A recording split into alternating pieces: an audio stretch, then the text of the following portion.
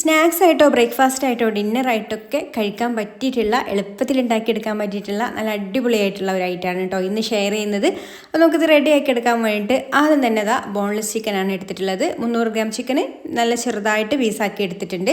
അതിലേക്ക് 1 ടീസ്പൂൺ ഇഞ്ചി വെളുത്തുള്ളി പേസ്റ്റും പാകത്തിനുള്ള ഉപ്പും പിന്നെ ഒരു 1/2 ടീസ്പൂൺ മഞ്ഞൾപ്പൊടിയും ഒരു 2 ടീസ്പൂണ് കാശ്മീരി മുളക് പൊടിയാണ് കേട്ടോ ഞാൻ ചേർത്ത് കൊടുക്കുന്നത്. എരിവുള്ള മുളക് പൊടിയാണെന്നുണ്ടെങ്കിൽ അതിനനുസരിച്ചിട്ട് ചേർത്ത് കൊടുത്താൽ മതി. പിന്നെ 1/2 ടീസ്പൂൺ ഗരം മസാലയും ഒരു 1.5 ടേബിൾ സ്പൂൺ തൈരും കൂടി ചേർത്ത് കൊടുത്തിട്ട് എല്ലാം കൂടി നന്നായിട്ടൊന്ന് കുഴച്ചെടുക്കാം.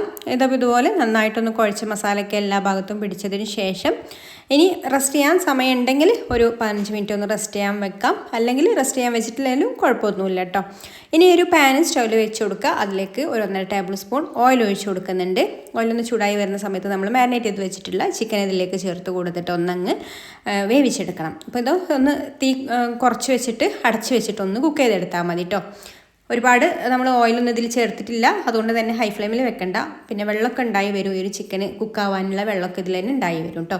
ഇനി ഒരു ക്യാപ്സിക്കം എടുത്തിട്ട് അതൊന്ന് ഇതുപോലെ ചെറുതായിട്ടൊന്ന് കട്ട് ചെയ്തെടുക്കുന്നുണ്ട്. ഈ ഒരു ക്യാപ്സിക്കം നമ്മൾ ഇതിലേക്ക് ചേർത്ത് കൊടുത്തിട്ട് കുക്ക് ചെയ്തെടുക്കാം. ക്യാപ്സിക്കവും നന്നായിട്ടൊന്ന് കുക്കായി വന്നോട്ടെ, കാരണം കുട്ടികൾക്കൊന്നും ക്യാപ്സിക്കം കടിക്കുന്നതൊന്നും അത്ര ഇഷ്ടമുണ്ടാവില്ല. അപ്പോൾ ഇതും അതിൻ്റെ കൂടെ തന്നെ ചിക്കൻ്റെ കൂടെ തന്നെ അങ്ങ് കുക്കായി വന്നോട്ടെ കേട്ടോ. അപ്പോൾ വീണ്ടും അടച്ച് വെച്ചിട്ട് നമുക്കിതൊന്ന് അങ്ങ് കുക്ക് ചെയ്തെടുക്കാം. ഇപ്പോൾ ചിക്കനും ക്യാപ്സിക്കും ഒക്കെ നന്നായിട്ട് കുക്കായി വന്നിട്ടുണ്ട്.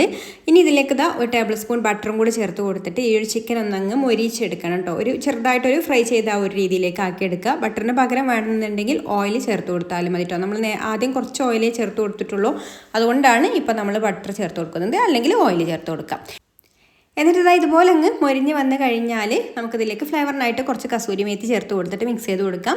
പിന്നെ അതിലേക്ക് ഫ്രഷ് ക്രീമാണ് കേട്ടോ ചേർത്ത് കൊടുക്കുന്നത്. അത് ആവശ്യത്തിന് ചേർത്ത് കൊടുത്തിട്ട് നന്നായിട്ടൊന്ന് മിക്സ് ചെയ്ത് കൊടുത്തതിന് ശേഷം പിന്നെ കുറച്ച് ടേസ്റ്റിനനുസരിച്ചിട്ട് ടൊമാറ്റോ സോസും കൂടെ ചേർത്ത് കൊടുത്തിട്ട് മിക്സ് ചെയ്ത് കൊടുക്കാം. അപ്പോൾ ടേസ്റ്റ് നോക്കിയിട്ട് ഇത് ചേർത്ത് കൊടുത്താൽ മതി കേട്ടോ. അപ്പോൾ ഇതും കൂടി ചേർത്ത് കൊടുത്തിട്ട് നന്നായിട്ടൊന്ന് മിക്സ് ചെയ്ത് കൊടുത്താൽ ഇവിടെ റെഡിയായി. ഇനി നമുക്ക് ഫ്ലെയിം ഓഫ് ആക്കാം. ഇതുപോലൊരു ബ്രെഡിൻ്റെ സ്ലൈസ് എടുത്തിട്ടുണ്ട്. അപ്പോൾ നല്ല സോഫ്റ്റ് ആയിട്ടുള്ള ബ്രെഡ് എടുക്കാനായിട്ട് ശ്രമിക്കാം. ഇപ്പോൾ ഹാർഡായിട്ട് ബ്രെഡ് ആണെന്നുണ്ടെങ്കിൽ ഒരു 10-15 സെക്കൻഡ് ഒന്ന് അങ്ങ് ആവി ഏറ്റിയെടുത്താൽ മതി കേട്ടോ. എന്നിട്ട് ആ ഒരു ചൂടോടെ തന്നെ ഇതുപോലെ അങ്ങ് പരത്തിയെടുത്താൽ ഒട്ടും തന്നെ പൊട്ടി പോകുന്നില്ല. അപ്പോൾ ഹാർഡായിട്ടുള്ള ബ്രെഡ് ആണെന്നുണ്ടെങ്കിലും കുഴപ്പമൊന്നുമില്ല, ആവി ഏറ്റിയാൽ മതി. എന്നിട്ട് ഇതുപോലെ പരത്തിയെടുത്തതിന് ശേഷം നമ്മൾ ഇതിൻ്റെ ഒരു സൈഡിലായിട്ട് ഈ ഒരു ഫില്ലിങ് വെച്ച് കൊടുക്കാം. എന്നിട്ട് ഇതുപോലെ അങ്ങ് അടച്ചു കൊടുക്കാം. ഒട്ടിച്ചെടുക്കുകയൊന്നും വേണ്ട കേട്ടോ. ജസ്റ്റ് ഇങ്ങനെ ഒന്ന് മടക്കിയിട്ട് ഒന്നങ്ങ് പ്രസ് ചെയ്ത് കൊടുത്താൽ മതി. അപ്പോൾ ഇതുപോലെ ആയി കിട്ടും. ഇനി ഒരു പാൻ വെച്ച് കൊടുത്തിട്ട് അതിൽ ബട്ടർ ഒന്ന് ആക്കി കൊടുക്കുക. ബട്ടർ ഒന്ന് ചൂടായി വന്നതിന് ശേഷം നമ്മൾ റെഡിയാക്കി എടുത്തിട്ടുള്ള ഈ ഒരു അതിലേക്ക് വെച്ച് കൊടുക്കുക കേട്ടോ. വെച്ച് കൊടുത്തിട്ട് ഒരു സൈഡ് റെഡി ആയിട്ട് വരുമ്പോൾ തിരിച്ചിട്ട് കൊടുക്കുക.